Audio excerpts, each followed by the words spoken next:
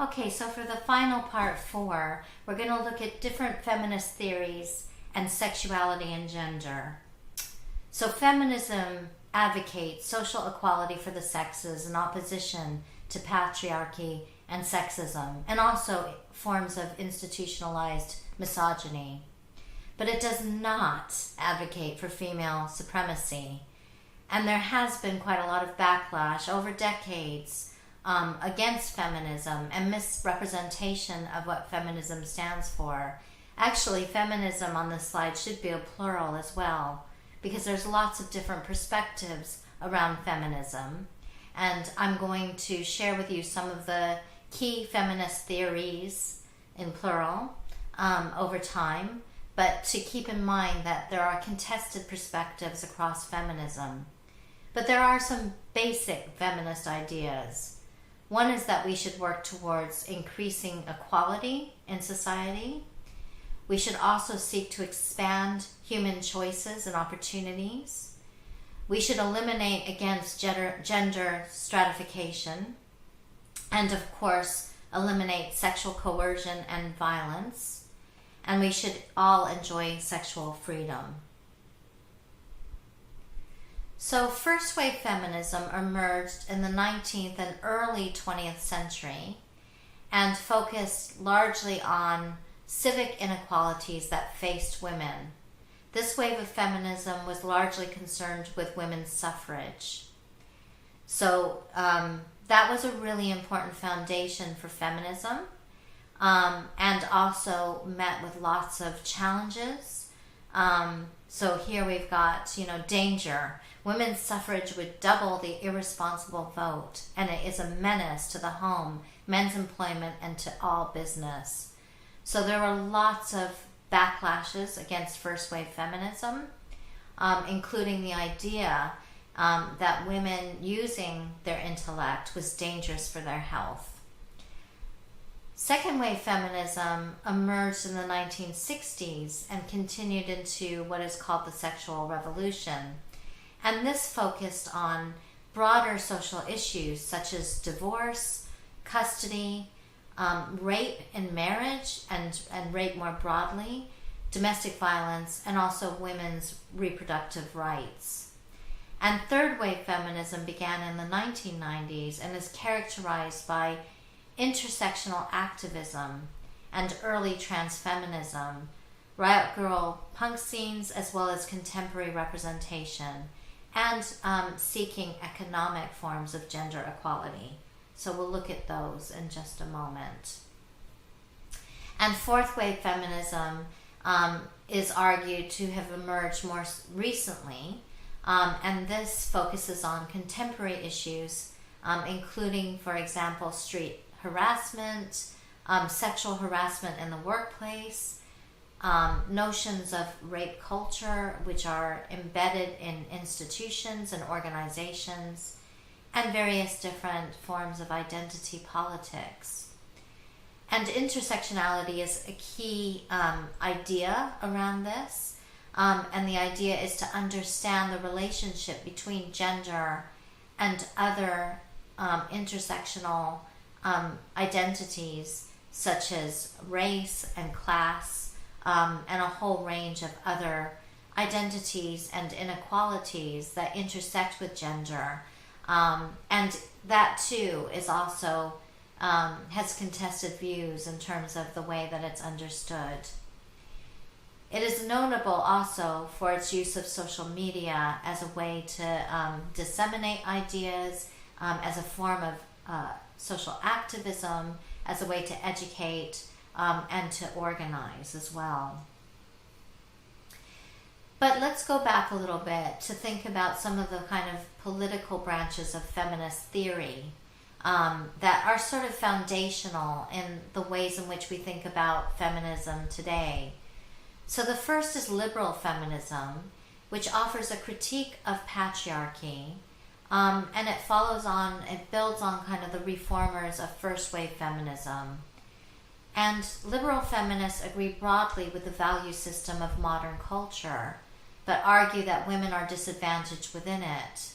They seek equal access to and representation of women in all spheres of public life, but they're not actually looking to necessarily change societal structures, although they want to challenge patriarchy within mainstream society. So they're looking for reform, for leveling the playing field for both sexes in society, but they're not necessarily finding society itself at fault. So that's liberal feminism. Socialist feminism, on the other hand, argues that social class is significant for women's status and function in society. So they understand gender as being in relation all the time to class, and the tensions around class and gender are really significant to understanding how gender inequalities exist in society. So, for example, they look at marriage as about private property, thinking about how marriage is a contract. It's an extension of capitalism in which women are a form of property of their husbands, and that men have control over wealth and possessions. So in this way, the family is seen as a microcosm of society's larger class relations. The idea of patriarchy is embedded in the family as the man rules as the father rules the family, man rules society. And so they understand patriarchy and capitalism as operating together and needing to be analyzed together. Radical feminists argue not only that women are disadvantaged, as liberal feminists do, but that this is about the way that societies are set up and the way that societies work to maintain oppressive relations between men and women. They argue that patriarchy creates a system in which hierarchy and competition prevails, so that even if women get into the public sphere, they have to play the boys' game on their terms. So in other words, if we think about women getting into management positions, that's not going to necessarily create change, because women will have to continue to take up the same practices as men in those management positions. So we need to focus also on the private sphere. And radical feminists have been very interested in gender-based violence and sexual assault, domestic violence, and other forms of violence against women as central to the ways that patriarchy is preserved across society and across different institutions. So thus, the idea that the private sphere is really important to analyzing the ways that social change might happen. It's really important to understand from a sociological perspective that sexuality is distinct in its concept from sex and gender. So we need to think about sexuality, sex, and gender as separate concepts. Sexuality is a concept that helps us to think about desire, sexual orientation, sexual identity, and the kinds of practices that people take up around their sexuality. It also brings attention to the ways that sexuality is regulated within society via different legal and policing mechanisms. And of course, this plays out differently across different societies, and also at different historical moments in time. So trying to understand how that's changed over time, what are the different mechanisms in which sexuality is regulated, and with what consequences for the kinds of sexual expression that is regulated and constrained within different social contexts. And some cultures in our society attempt to regulate all aspects of sexuality and to restrict it just to events between husbands and wives in marriage, but also for reproductive purposes. Queer theory is really important for understanding the relationship between sex, sexuality, and gender, and to think about how male and female practices and norms are not the result of biology, but coming back to this idea that they're constructed, reinforced, and maintained by the continuous performance in society and culture of gender, of sexuality, of particular performances of ourselves. And Judith Butler is really seminal in this work. So if you're interested in this, I highly recommend that you look at her book, Gender Trouble, which is a seminal book in the field of gender studies. So queer theory explores and also challenges the ways that heterosexuality is constructed as normal. So it's, not only taken for granted as normal, but there's this idea that it is, it's almost compulsory. It's a compulsory sort of form of sexuality, way of being, through the mechanisms in society and through the normative constructions at play and the power relations that keep this in place. So queer theory is really important in challenging the traditional divide between gay and heterosexual, suggesting that sexual identity is fluid across different stages of life and across sex gender. So in Gender Trouble, Judith Butler argues that we should challenge and trouble these normative views on gender and sexuality because they cause harm to people. Because without analyzing them and bringing those to light, and the embedded regulatory nature of those in our everyday practices, that we cause harm to communities and to individuals, to personhoods, by constraining the ways in which we can take up gender performance, take up different expressions of sexuality, and so on. Political shifts have occurred that have allowed people of diverse sexuality and gender to be embraced by existing social structures and institutions. So institutions such as the economy, work, social welfare, education, the family and marriage, politics, and the community. And this sense of assimilation is the subject of heated debate in queer circles. So to bring in the idea that, it's almost as if this notion of blending in is less likely to be extended to queer people of color and transgender people without passing privilege. So this image here is a really important one around this kind of assimilist message that couples are couples. If you're a couple at home, you're now a couple at Centrelink, which is a positive message, but underneath that is an assimilist kind of view in which those differences are sort of erased from view. And there's this idea of a normative set of practices that we all take up as couples. And many queer people insist that they aren't just like heterosexual couples, gender-conforming people.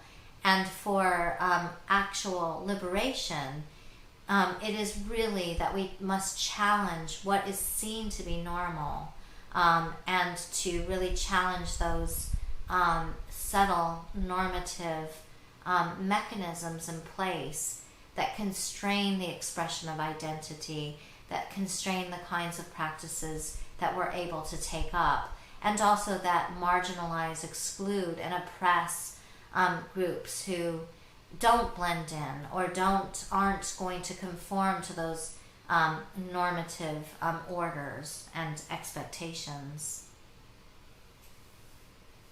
Michel Foucault is really important in helping to understand that some of the taken for granted ideas around sexuality are also constructed over time. That we only have a language to talk about certain things through the emergence of particular kinds of mechanisms in society which have been constructed to regulate the expression of particular forms of being a gendered or sexual person. So sexuality as a vector of oppression, in his words, only came about in the early 20th century. Before then, it was not a concept used to classify human beings. So if sexuality has only emerged in the early 20th century, what does that mean for the way that we think of it as a natural thing, as something that's part of almost a biological or innate thing, rather than as something that is constructed or something that is regulated both through institutional mechanisms, but also through normative constructions, the way that we see things as normal or not normal. And Foucault argues that our contemporary understandings of sexuality are reductive and are also ahistorical. So reductive in the sense of reducing the capacity to fully express sexuality because of the language that constrains what is categorized as ways of being, whether that's heterosexual or whether that's homosexual, and so on. That these forms of thinking about sexuality have only come to be through the language that we give to these words, these categorizations, and ahistorical because we understand these things as outside of history, when actually Foucault's work in digging into the history of the ways that particular forms of expressing ideas around sexuality only came to be at particular moments of time in particular kinds of social contexts. So that really starts to challenge the ways in which we see things as being natural. It really brings into question the way we understand sexuality as a constructed phenomenon. And the Kinsey scale of sexual orientation helped to think about challenging binary notions of sex. So this kind of idea around the scale of sexual orientation means that our experiences of sexual orientation can be more fluid than the ways in which categorizations are able to capture. And I think that's a really important insight into thinking about how, we're more than these kind of reductive categories are able to express. And the notion of gender diversity more recently really shows that the links between sex, male, female, intersex, for example, sexuality, the ways that we express our sexual identity, our sexual orientation, and gender, the social construction of masculinity and femininity, are completely arbitrary, So the way that we understand these things as being completely linked in are actually arbitrary categorizations, and that our expressions of personhood are much more fluid and dynamic than those concepts are able to sometimes capture, but also the ways in which we build links between them reduce the way we can think about what it is to express our gender in very kind of closed ways. So by saying this link is arbitrary, we're saying that there are no intrinsic gendered qualities. The roles and expectations we place on people based on their assigned gender are socially constructed and are not based on indisputable physical, hormonal, or biological differences. That's a really, really important challenge to the normative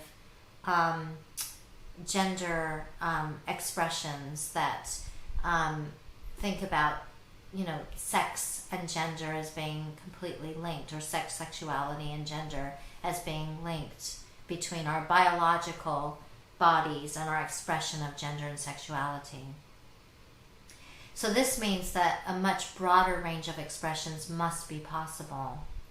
And terms we use to describe some gender identities then include cisgender, transgender, and non-binary, to be able to start to break out of these binary understandings and to be able to be more precise about the different ways in which gender is expressed, and those are outside of those binary reductive categorizations of gender. So gender identity is an individual's personal sense of their own gender, the way they define themselves in the context of their social environment. Romantic attraction is the platonic, romantic, and or sexual attraction that one might have or does not have. Physical sex characteristics are the physical variation between bodies.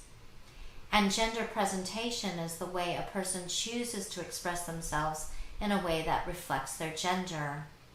So in this way, gender identity is constantly shifting. It's something that's not stable, and it's subject to reinvention and redevelopment as we age and change. But again, it's not just at the individual level. It's also subject to reinvention and redevelopment socially as our understandings change and develop, and as gender theory sheds new light on the things that we've taken for granted. And this is what's so exciting and amazing about sociology, is sociology helps us defamiliarize that which is so familiar that we can't even see it. We can't, we take it so for granted in our everyday life that we can't see these things that we take for granted. And notably, gender reassignment, either physical or cultural, is present in virtually all human societies. So this is a really interesting point when you look across societies. Again, that sort of analysis of different practices across different societies starts to shed light on things that we have taken for granted and that we can't see because it's so much part of the normalization of certain ways of understanding gender have become so much part of our common sense. So let's think about sexuality and gender in other cultures. So some men socially defined as women or other categories altogether in many cultures.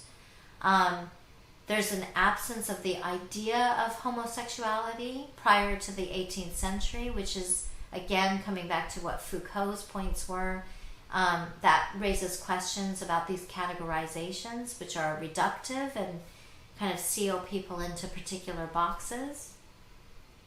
Homosexual acts did not indicate a personality type in medieval Europe. So that, again, raises questions about the ways in which we define these ideas around sexuality. No monogamous marriage, no double standard, and no sexual jealousy is present in many cultures. So that, again, is an interesting insight into what we take for granted as normal relationships in our contemporary Australian culture. And institutionalized homosexuality as an aspect of patriarchal masculinity in many societies also helps shed light on a different way of viewing homosexuality in outside of Australian culture. So, in summary of this entire 4-part lecture, socialization is a really important process which not only constructs but also reinforces gender. But there are also opportunities for agency. That isn't just that we all, passively accept and conform to those socialization processes. It's really important to understand that there are spaces for resistance outside of those processes, but there are institutional mechanisms of sanction and reward which reinforces gender constructions. Patriarchy and patriarchal dividend are important concepts that help to understand how unequal gender relations are sustained in society, and the ways that the benefits that men receive from the subjugation of women happens in society through our different social institutions and through social structures. Hegemonic masculinity refers to the ways that a particular form of masculinity is privileged and is given value and is given power, and how these are defined in opposition to femininity. So we can't understand masculinity unless we understand femininity, but also that there are other forms and expressions of masculinity that are marginalized, that are outside of hegemonic masculinity. And for many people, gender identities seem natural, but as sociologists, we critique this notion to look at the ways that gender might be constructed.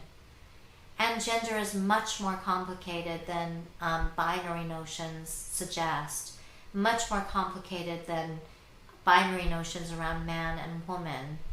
And it's not something that we're necessarily just born into, that we learn gender. And it's through the ongoing performance of gender, the doing of gender, that we form our gender identity, that we form our understanding of self. So I hope that this lecture has given you new insights and some things to delve into further as you think about gender in relation to sociological theory and feminist theories. I only was able to touch on and introduce some of the foundational feminist theories, so I really encourage you to do some more reading around those theoretical perspectives, and to keep exploring and to think about your own identity in relation to these different theories of gender. Thank you very much.